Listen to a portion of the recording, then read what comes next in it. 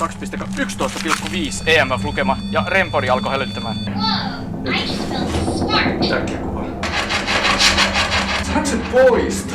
You have any secrets you want to share? Nobody won't tell. Kun pimeys laskeutuu, jokin muuttuu. Aistit herkistyvät, saatat kokea jonkin olemattoman läsnäolon. Onko se mielikuvitusta vai kenties sittenkin totta? Sarjassa tutkimme kummittelua ilmiönä, erilaisia myyttejä ja legendoja sekä testaamme erilaisia laitteita ja rituaaleja. Kukaan ei tiedä, mitä kuoleman jälkeen todella tapahtuu, onko taivasta tai välitilaa olemassa. Sinä katsojana saat tehdä lopullisen päätöksen. Uskotko henkimaailmaan tai tuohon yleiseen?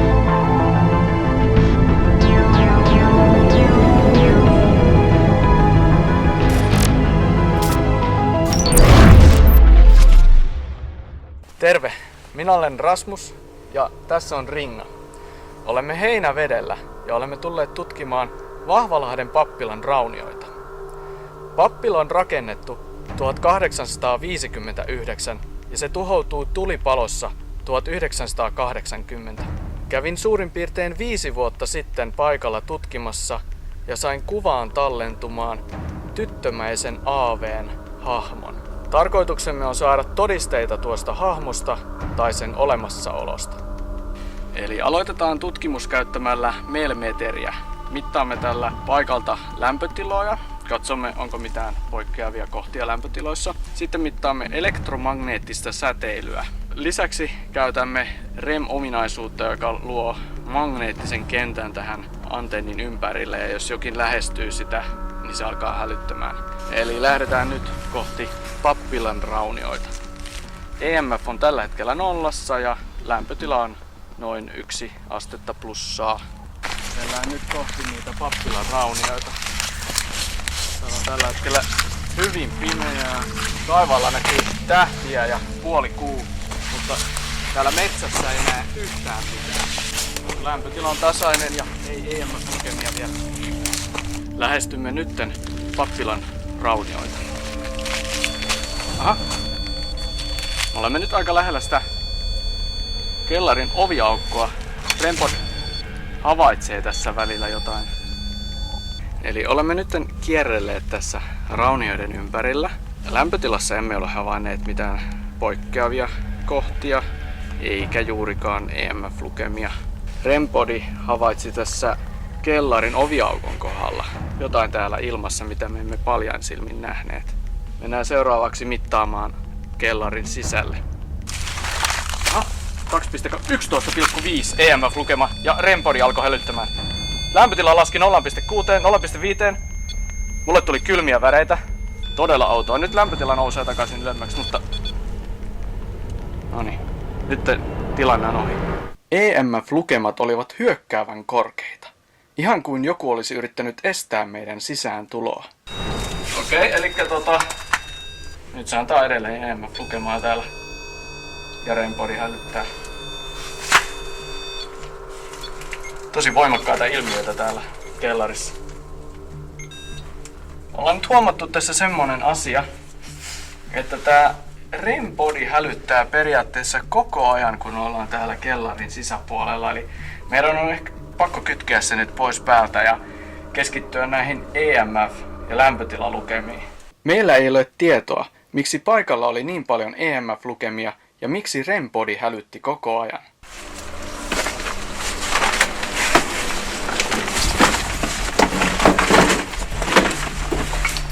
Eli täällä sisällä kellarissa on koko ajan tasainen EMF-lukema 0,5 ja 1 välillä.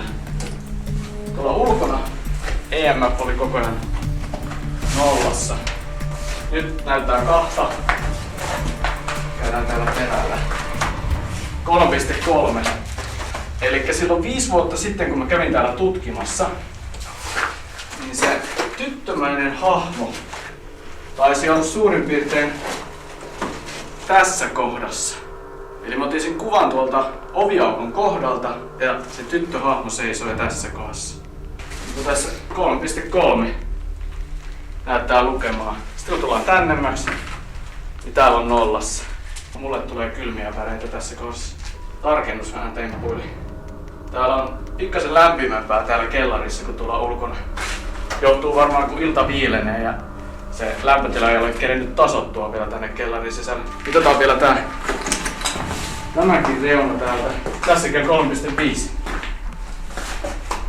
Tässä on jonkinlainen penkki tai taso, mistä tulee EMF-lukemaa.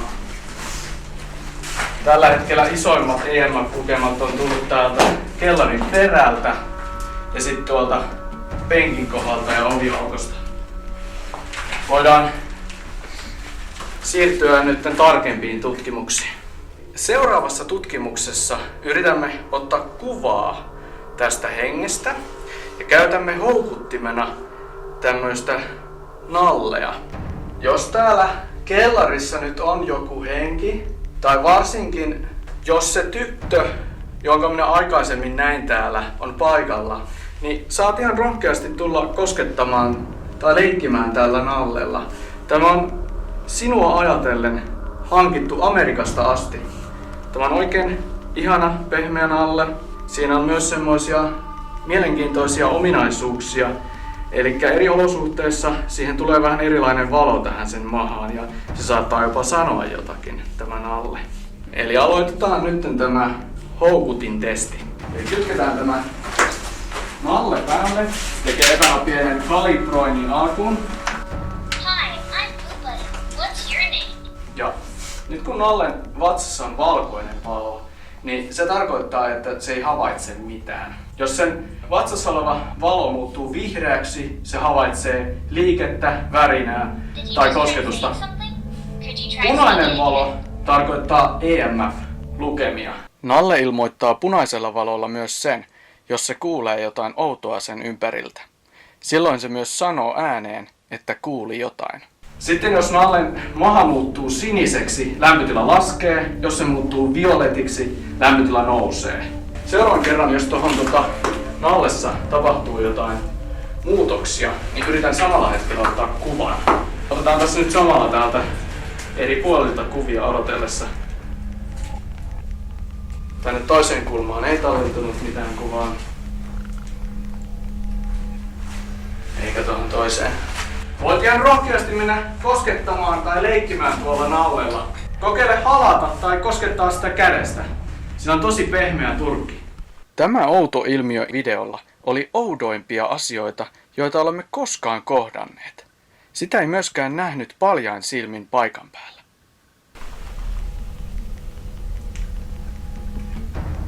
Aha, yritin ottaa kuvan tosta nallesta, mutta jotain oli tässä meidän edessä.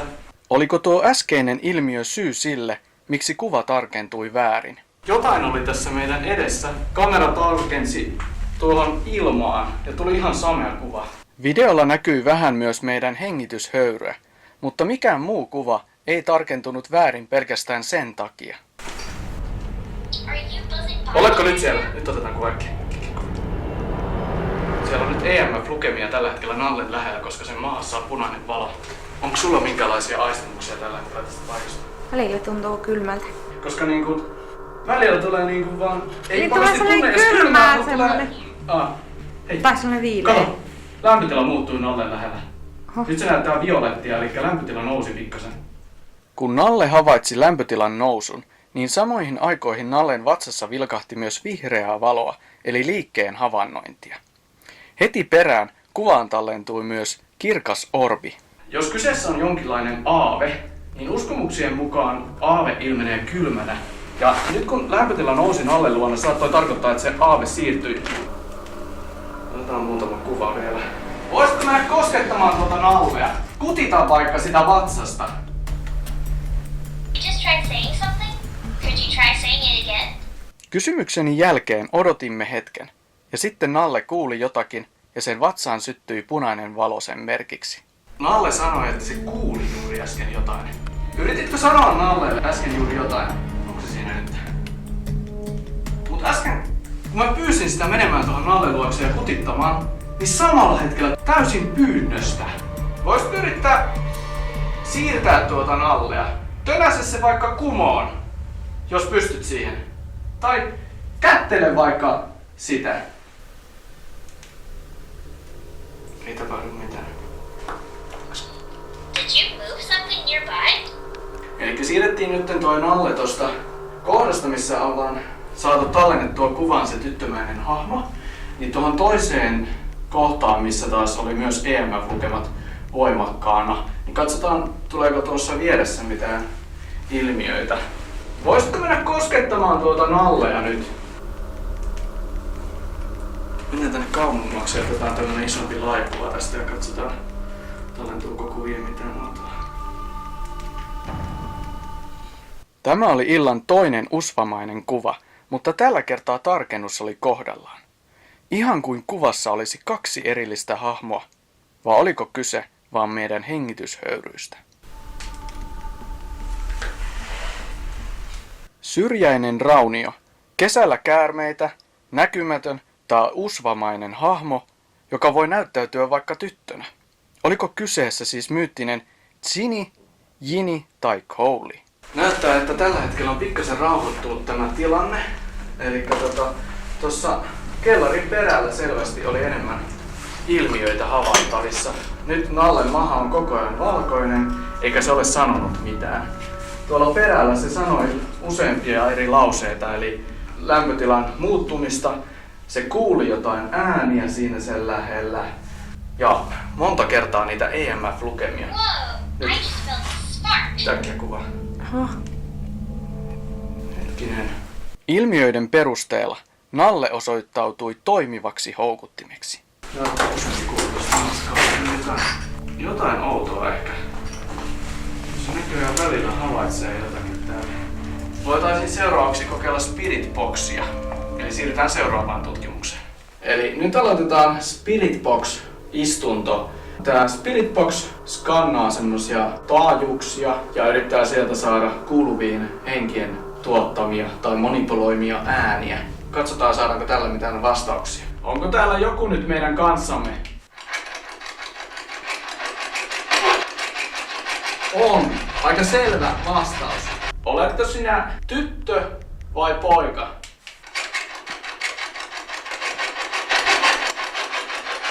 Oletko sinä asunut tai oleskellut täällä pappilassa? Kävitkö sinä koskettamassa sitä Nallea, kun Nalle havaitsi jotain EMF-lukemia ja lämpötilan muutoksia, niin kävitkö sinä siinä Nallen vieressä? Mitä sanoisit, jos mä Spirit Box-istunnon jälkeen jätämme Nallen sinulle tänne vähäksi aikaa, niin saat rauhassa leikkiä sen kanssa ja me molemmat poistumme täältä kellarista.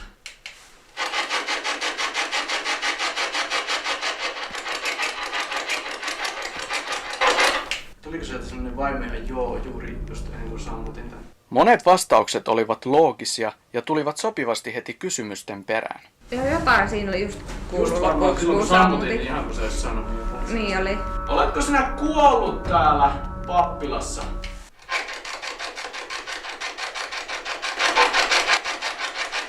On. Mäkin kuulin sen. Olitko se sinä, jonka mä silloin 5 vuotta aikaisemmin sain valokuvaan tallennettua?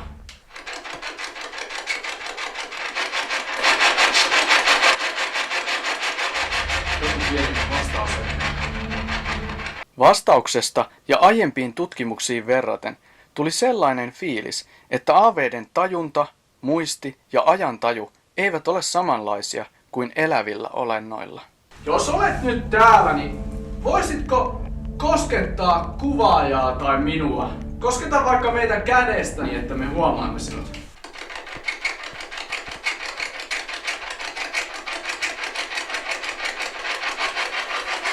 Sait sä mitään tuntemuksia? En. Saitko sä? En.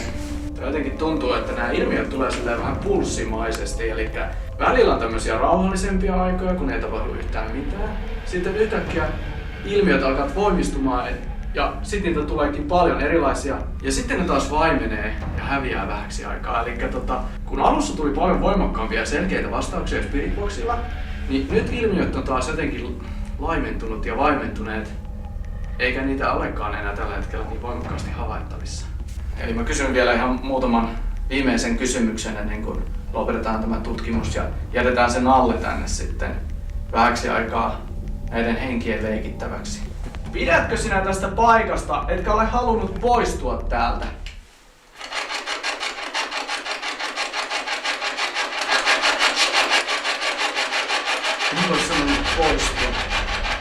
Ihmettelikö henki meidän kysymystä, vai joko häntä alkoi kyllästyttää meidän vierailu? Haluaisitko sanoa meille näkemiin tai hei hei?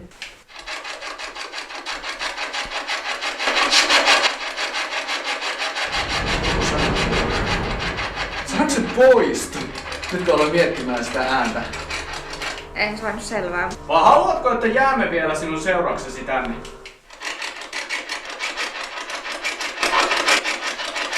Nyt tuli joku sana. Meille tuli sellainen olo, että on kohteliasta lopettaa Spirit Box-istunto tähän.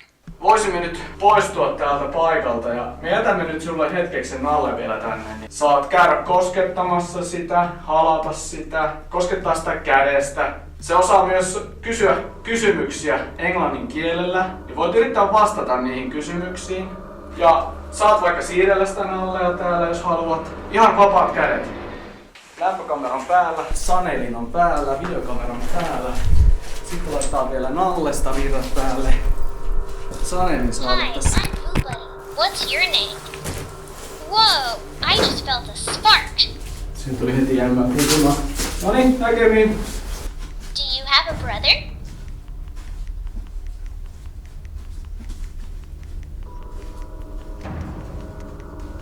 Do you like dancing? I love to dance. Are you buzzing by me right now? Tämä ilmiö sai silmät kostumaan editoidessa pelosta, kun tajusi, että Nallen saatua EMF-lukemia myös lämpökameran kuvaan ilmaantui samaan aikaan sähköisiä häiriöitä. What's your name?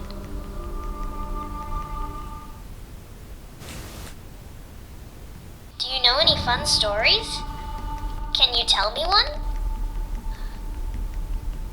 You made my fur all fuzzy.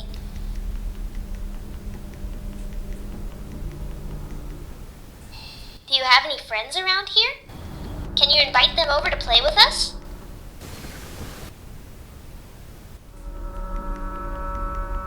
Do you have any secrets you want to share? Nobody won't tell. Nämä oudot sanavastaukset tallentuivat niin Sanelimeen kuin videokameraankin. Meillä ei ole aavistustakaan, mikä selittäisi luonnollisesti nämä äänet. Olimme itse yli 50 metrin päässä tapahtumapaikasta, kun nämä tallentuivat.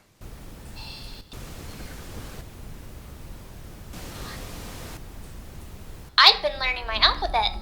A, B, C. What's the next letter? Try touching my ear.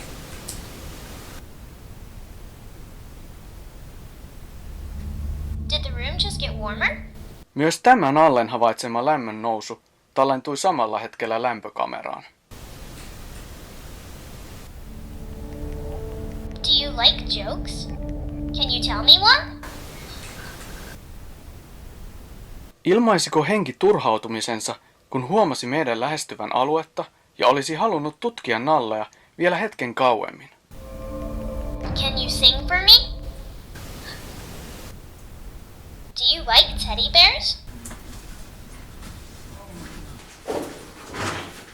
Videokamera. Do you have a sister? Edelleen Nallen päällä. And you say polo. Ready? Marco! Nalle on nyt sammutettu. Sitten sammutetaan vielä videokamera.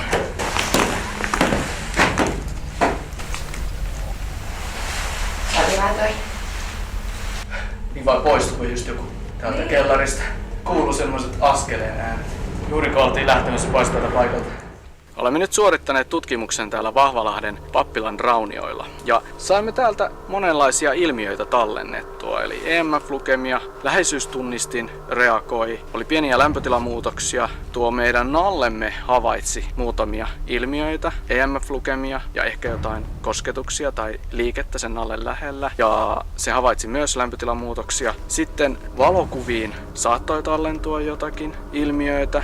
Spiritboxilla saimme muutamia tosi selkeitä vastauksia. Sitten tuo lämpökamerakuvaus. Tällä hetkellä meillä ei ole mitään tietoa vielä siitä, mitä niihin on tallentunut. Sitten me ihan tässä tutkimuksen loppuvaiheessa kuultiin jonkunlaiset askeleen äänet tuosta rappusista, mikä saattoi olla myös semmoinen ilmiö, kun me ollaan itse kävelty siitä ensin ja sitten kun maa palautuu takaisin paikoilleen, niin ne saattaa kuulostaa askelilta.